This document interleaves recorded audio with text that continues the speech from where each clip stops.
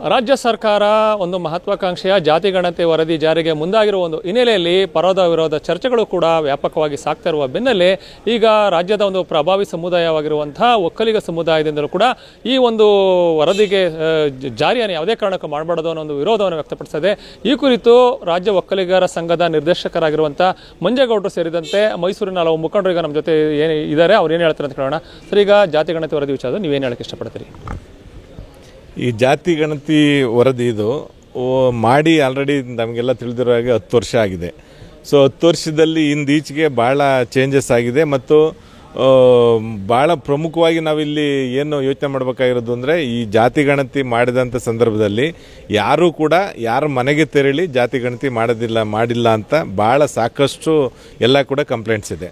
So ಅದೊಂದನ್ನೇ ಮುಖ್ಯವಾಗಿ ಹೋಗಿ ಅಲ್ಲಿ ಚರ್ಚೆ ಮಾಡಿ ಅವ್ರ ಜೊತೆ ಅಟ್ಲೀಸ್ಟ್ ಒಂದು ಸಿಗ್ನೇಚರ್ ತಗೊಂಡು ಮಾಡೋ ಅಂಥ ಪರಿಪಾಠ ಇದೆ ಯಾವ್ದಾದ್ರು ಕೂಡ ಒಂದು ವರದಿ ಸಲ್ಲಿಸಬೇಕಂದ್ರೆ. ಸೊ ಇವ್ರಿಗೆ ಯಾವುದೂ ಕೂಡ ಆ ಥರ ಒಂದು ಟೆಕ್ನಿಕಲ್ ಆಗಿ ಕರೆಕ್ಟಾಗಿ ಮಾಡಿಲ್ಲ. ಸೊ ಹಾಗಾಗಿ ಇದು ಸರಿ ಇಲ್ಲ ಅಂತ ನೀವು ಪುನಃ ಮರುಪರಿಶೀಲಿಸಿ ಇದು ಪುನಃ ಏನು ಹೊಸದಾಗಿ ವರದಿ ತಯಾರಿಸಿದರೆ ಏನು ಫ್ಯಾಕ್ಟ್ ಇದೆ ಅದು ಹೊರಗಡೆ ಬರಲಿ ಅನ್ನೋದು ಅಷ್ಟೇ ನಮ್ಮದು ಎಲ್ಲರದ್ದು ಕೂಡ ಒಂದು ಒತ್ತಾಯ. ಈ ವಿಚಾರದಲ್ಲಿ ಒಕ್ಕಲಿಗ ಸಮುದಾಯದ ನಿಲುವು ಏನು ಸರ್? ಒಕ್ಕಲಿಗರ ಸಂಘದಲ್ಲಿ ನಾವು ನಿನ್ನೆ ನಮ್ಮ ಒಕ್ಕಲಿಗರ ಸಂಘದ ಅಧ್ಯಕ್ಷ ಆಲ್ರೆಡಿ ಒಂದು ಪ್ರೆಸ್ ಮೀಟ್ ಮಾಡಿ ಭಾಳ ಒಂದು ಸ್ಪಷ್ಟವಾಗಿ ಸಂದೇಶ ಕೊಟ್ಟಿದ್ದಾರೆ. ಇದು ನಮಗೆ ಒಂದು ಅವಕಾಶ ಕೊಡಿ, ನಾವೇ ಒಂದು ಸಾಫ್ಟ್ವೇರ್ ತಯಾರು ಮಾಡಿದ್ದೀವಿ, ನಮ್ಮ ಸಮುದಾಯ ಎಷ್ಟು ಜನ ಇದ್ದಾರೆ ಅಂತ ನಾವು ನಿಖರವಾಗಿ ನಿಮಗೆ ತಿಳಿಸ್ತೀವಿ, ಅದನ್ನು ತದನಂತರ ನೀವು ಯಾವುದೇ ಒಂದು ಡಿಸಿಷನ್ ತಗೋಬೋದು ಅಂತ ಹೇಳಿದ್ದಾರೆ. ಸೊ ಅದಕ್ಕೂ ಕೂಡ ನಾವು ಅದನ್ನೇ ಕೂಡ ಈಗಲೂ ತಿಳಿಸ್ತಾ ಇದ್ದೀವಿ. ಒಂದು ಅವಕಾಶ ಕೊಡಲಿ, ನಾವು ಎಷ್ಟು ಕರೆಕ್ಟಾಗಿ ಒಂದು ನಿಖರವಾದ ಮಾಹಿತಿ ಕೊಡ್ತೀವಿ, ಆಮೇಲೆ ಈ ಒಂದು ಏನು ವರದಿ ಇದೆ ಅದನ್ನು ಕೂಡ ಅವರು ಮಾಡಲಿ ಅಂತ ನಾವು ಹೇಳಕ್ಕೆ ಇಷ್ಟಪಡ್ತೀವಿ. ಒಕ್ಕಲಿಗ ಸಚಿವ ಶಾಸಕರನ್ನ ಏನಂತ ಆಗ್ರಹ ಮಾಡ್ತೀರಿ? ಅಲ್ಲ, ಅವ್ರು ಏನು ಫ್ಯಾಕ್ಟ್ಸ್ ಇದೆ ಅದಕ್ಕೆ ಅವರು ಕೂಡ ಫೈಟ್ ಮಾಡಲಿ ಅನ್ನೋದು ಅಷ್ಟೇ ನಮ್ಮ ಉದ್ದೇಶ. ಏನು ಇವಾಗ ಆ್ಯಕ್ಚುಯಲ್ ಫ್ಯಾಕ್ಟ್ ಏನಿದೆ, ರಿಯಾಲಿಟಿ ಏನಿದೆ, ಅದಕ್ಕೆ ಈಗ ಆ ಗ್ಯಾಪ್ ಬಂದಿದೆ, ಯಾವುದು ಮನೆಗಳಿಗೆ ಬಂದಿಲ್ಲ, ಯಾರು ಕೂಡ ಒಂದು ವರದಿ ತೊಗೊಂಡಿಲ್ಲ ಸರಿಯಾಗಿ ಅಂತ ಎಲ್ಲರೂ ಕೂಡ ಭಾಳ ಒಂದು ದೊಡ್ಡ ಮಟ್ಟದಲ್ಲಿ ಎಲ್ಲರೂ ಕೂಡ ಚರ್ಚೆ ನಡೀತಾ ಇದೆ. ಅದೊಂದು ಸರಿ ಮಾಡಲಿ, ಈ ಒಂದು ಒಳ್ಳೆಯ ಒಂದು ವರದಿ ತಯಾರಿಸಿ ಅವ್ರು ಏನಿದೆ ಅವ್ರು ಮುಂದುವರಲಿ ಅಂತ ನಾವು ಹೇಳಕ್ಕೆ ಇಷ್ಟಪಡ್ತೀವಿ. ಈ ಬಗ್ಗೆ ತಾವೇನು ಹೇಳಕ್ಕೆ ಇಷ್ಟ? ಸರ್, ಇದು ಮಾಡಿರೋದು ಫಸ್ಟ್ ಆಫ್ ಆಲ್ ಅವಾಗ ಮಾಡಿದ್ದಾರೆ. ಈ ಸರ್ಕಾರ ಏನಿದೆ ಸೋರಿಕೆ ಆಗಿರೋ ಮಾಹಿತಿ ನಾಳೆ ಅಧಿಕೃತವಾಗಿ ಅನೌನ್ಸ್ ಮಾಡ್ತೀನಿ ಅಂತ ಹೇಳಿದರೆ, ಈ ಸೋರಿಕೆ ಆಗಿರೋ ಮಾಹಿತಿಲಿ ನಮಗೆ ನಷ್ಟತೆ ಕಾಣ್ತಾ ಇದೆ.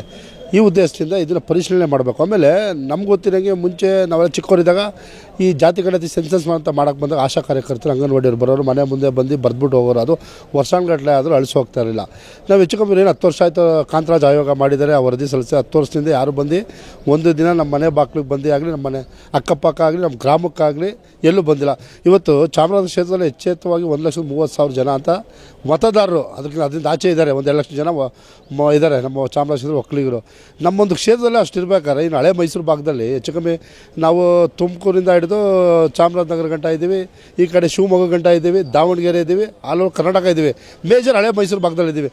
ನಾವು ಇಲ್ಲೇ ಹೆಚ್ಚು ಕಮ್ಮಿ ನಿಮಗೆ ಒಂದು 70-80 ಲಕ್ಷ ಬಂದುಬಿಡ್ತೀವಿ. ನಾವು ಇವತ್ತೇನು ಹೇಳ್ತೀವಿ ಅಂದರೆ, ನಾವು ರಾಜ್ಯದಲ್ಲಿ ಅತಿ ದೊಡ್ಡ ಸಮಾಜ, 2ನೇ ಸಮಾಜ. ಮೊದಲನೇದು ಲಿಂಗಾಯತ ವೀರಶೈವರಿದೆ, 2 ಒಕ್ಕಲಿಗರು.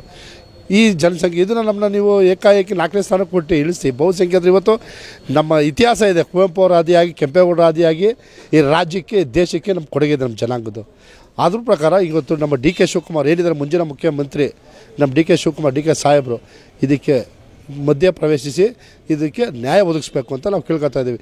ಇದೇನಾದ್ರು ಹೆಚ್ಚು ಕಮ್ಮಿ ಆದರೆ ಇದು ಉಗ್ರ ಹೋರಾಟ ಮಾಡೋದ್ರಲ್ಲಿ ನಿಶ್ಚಿತ. ಬಗ್ಗೆ ನೀವು ಹೇಳೋಕ್ಕೆ ಇಷ್ಟಪಡ್ತೀರಿ ಅಂತ? ರಾಜ್ಯದ ಜನಗಳನ್ನ ದಿಕ್ಕು ತಪ್ಪಿಸುವಂಥ ಕೆಲಸ ಮಾಡ್ತಾ ಇದ್ದಾರೆ. ಈ ರಾಜ್ಯ ಸರ್ಕಾರ ಹಿಟ್ಲರ್ ರೀತಿ ಕೆಲಸ ಮಾಡ್ತಾ ಇದೆ. ಅವ್ರು ಏನು ಇಷ್ಟ ಬರುತ್ತೆ ಅದು ಮಾಡಿಸ್ಕೊಳ್ಳೋದು, ಅವ್ರು ಇಷ್ಟ ಬಂದಾಗೆ ಘೋಷಣೆ ಮಾಡೋ ಪರಿಸ್ಥಿತಿ ಬಂದಿದೆ.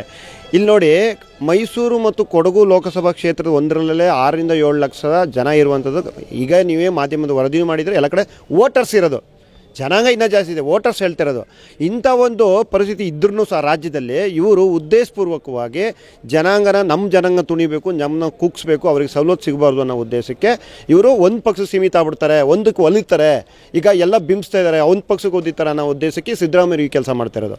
ಅದೇ ಇವರು ನಮ್ಮ ಜನಾಂಗದಲ್ಲಿ ಇರೋನ್ನ ಪಂಗಡಗಳು ಮಾಡಿ ಬೇರೆ ಬೇರೆ ಮಾಡಿಬಿಟ್ಟು ವರದಿ ಕೊಟ್ಟಿದ್ದಾರಲ್ಲ, ಕುರುಬ ಜನಾಂಗದವ್ರು ಯಾಕೆ ಮಾಡಿಲ್ಲ? ಇದೇ ಸಿದ್ದರಾಮಯ್ಯನವರು ಮಾಡ್ಬೋದಾಗಿತ್ತಲ್ಲ. ಆಯಿತಾ, ಮುಸ್ಲಿಮ್ಸ್ ಅವ್ರನ್ನ ತಗೊಂಡು ಸೇರಿಸಿ ಜಾಸ್ತಿ ಮಾಡೋ ಅವಶ್ಯಕತೆ ಇತ್ತು. ವೋಟ್ ಬ್ಯಾಂಕ್ ರಾಜಕಾರಣಕ್ಕೋಸ್ಕರ ಜಾತಿನ ವಿಂಗಡಣೆ ಮಾಡ್ತಾ ಇದ್ದೀರಾ ನಮ್ಮ ಮಾನ್ಯ ಸಿದ್ದರಾಮಯ್ಯನವರೇ. ನೀವು ಈ ರೀತಿಯೇ ನೀವು ವರದಿ ಕೊಟ್ಬಿಟ್ಟು ಏನೂ ಸಾಧನೆ ಮಾಡೋಕ್ಕೆ ಸಾಧ್ಯ ಇಲ್ಲ. ಇವತ್ತು ಒಕ್ಕಲಿಗರು ದಡ್ರಲ್ಲ, ಇಡೀ ದೇಶಕ್ಕೆ ಇಡೀ ರಾಜ್ಯಕ್ಕೆ ತನ್ನದಾದ ಕೊಟ್ಟು ತನ್ನದನ್ನು ಸಾಧ್ಯನ ಮಾಡಿದ್ದಾರೆ. ಅದರಿಂದ ನಾವು ಈ ಮೂಲಕ ಕೇಳ್ಕೊಳ್ಳೋದೇನೆಂದರೆ, ಇದೇ ಶಿವಕುಮಾರ್ ಡಿ ಕೆ ಶಿವಕುಮಾರ್ ಅವರು ನಮ್ಮ ಒಕ್ಕಲಿಗರ ಸಂಘಕ್ಕೆ ಬಂದು ನಮಗೆ ಪೆನ್ನು ಪೇಪರ್ ಕೊಡಿ, ನಾವು ನಿಮಗೆ ನನಗೊಂದು ಅವಕಾಶ ಮಾಡಿಕೊಡಿ, ನಾನು ಉತ್ತಮವಾದ ಒಂದು ಆಡಳಿತ ಕೊಡ್ತೀನಿ ಅಂತ ಹೇಳಿದಂಥ ಶಿವಕುಮಾರ್ ಅವರು ಈ ವರದಿ ಸೋರಿಕೆ ಆಗುವಾಗ ನೀವು ಇದುವರೆಗೂ ಪ್ರತಿಕ್ರಿಯೆ ಕೊಟ್ಟಿಲ್ಲ. ಈ ಪ್ರತಿಕ್ರಿಯೆ ಕೊಡೋಕ್ಕಿಲ್ದೇ ನೀವು ಬಂದು ನಮ್ಮ ಹತ್ರ ಕೇಳ್ಕೊಬೇಕಿತ್ತ, ನಮ್ಗೆ ಒಂದು ಸತಿ ಮುಖ್ಯಮಂತ್ರಿ ಆಗ್ತೀನಿ, ಈ ಸತಿ ಅವಕಾಶ ಕೊಡಿ ಅಂತ. ಈ ಪರಿಸ್ಥಿತಿನ ರಾಜ್ಯದಲ್ಲಿ ಯಾವತ್ತೂ ನಾವು ನಿರೀಕ್ಷಿಸಿರಲಿಲ್ಲ. ಈ ರೀತಿ ಆಗೋದನ್ನು ಯಾವುದಕ್ಕೂ ನಾವು ಬಿಡೋದು ಇಲ್ಲ, ತಡಿತೀವಿ. ಈ ಕೂಡಲೇ ಇದನ್ನು ನೀವು ಹಿಂತಿರುಗಿಸ್ಬಿಟ್ಟು ಮರುಪರಿಶೀಲನೆ ಮಾಡಬೇಕು. ಆಮೇಲೆ ಇನ್ನೊಂದು ವಿಷಯ ಹೇಳಕ್ಕೆ ಬರ್ತೀನಿ, 27 ಜನ ನಾವು ಒಕ್ಕಲಿಗರ ಸಂಘ ನಿರ್ದೇಶಕರಿದ್ದೀವಿ, ಅಧ್ಯಕ್ಷರುಗಳಿದ್ದೀವಿ. ಒಬ್ಬರು ಮನೆಗಾದರೂ ಇವರು ಬಂದುಬಿಟ್ಟು ವರದಿ ಮಾಡಿದ್ದಾರೆ. ನಿರ್ದೇಶಕರು ಅಧ್ಯಕ್ಷರ ಮನೆಗೆ ಬರಲಿಲ್ಲ ಅಂದರೆ ನಮ್ಮ ಜನಾಂಗದ ಮುಖಂಡರ ಮನೆಗೆ ಎಲ್ಲಿ ಹೋಗಿರ್ತೀರ, ಜನಾಂಗದ ಸಾರ್ವಜನಿಕರಿಗೆ ಎಲ್ಲಿ ಹೋಗ್ತೀರಾ ನೀವು? ಹಾಗಾಗಿ ಯಾವುದೇ ರೀತಿಯ ಇದಕ್ಕೆ ಯಾವುದೇ ಪುರಾವೆನೇ ಇಲ್ಲ. ಇದಕ್ಕೆ ನೀವು ವರದಿ ಮಾಡೋದು ಪುರಾವೆನೇ ಇಲ್ಲ. ಇಷ್ಟ ಬಂದಂಗೆ ಮಾಡ್ತಿದ್ರೆ, ಹಿಟ್ಲರ್ ರೀತಿ ಕೆಲಸ ಮಾಡ್ತಾಯಿದ್ರೆ ಅದನ್ನು ಬಿಟ್ಟುಬಿಟ್ಟು ಈ ಸತಿ ಈ ಕೂಡಲೇ ಇದನ್ನು ಕ್ಯಾನ್ಸಲ್ ಮಾಡಿಬಿಟ್ಟು ಪರಿಶೀಲನೆ ಮಾಡಬೇಕು ಅಂತ ಈ ಮೂಲಕ ಒತ್ತಾಯಿಸ್ತೀವಿ. ಇದಿಷ್ಟು ಜಾತಿ ಗಣತಿ ವರದಿ ವಿಚಾರಕ್ಕೆ ಸಂಬಂಧಪಟ್ಟಂತೆ ಮೈಸೂರು ಜಿಲ್ಲೆಯ ಒಂದು ಒಕ್ಕಲಿಗ ಸಮುದಾಯದ ಮುಖಂಡರ ಮಾತಾಗಿದೆ ಅಂತ ಹೇಳ್ಬೋದು. ಕ್ಯಾಮರಾ ಪರ್ಸನ್ ಅರ್ಜುನ್ ಜೊತೆ ರಂಗಸ್ವಾಮಿ, ಪ್ರತಿನಿಧಿ ನ್ಯೂಸ್, ಮೈಸೂರು.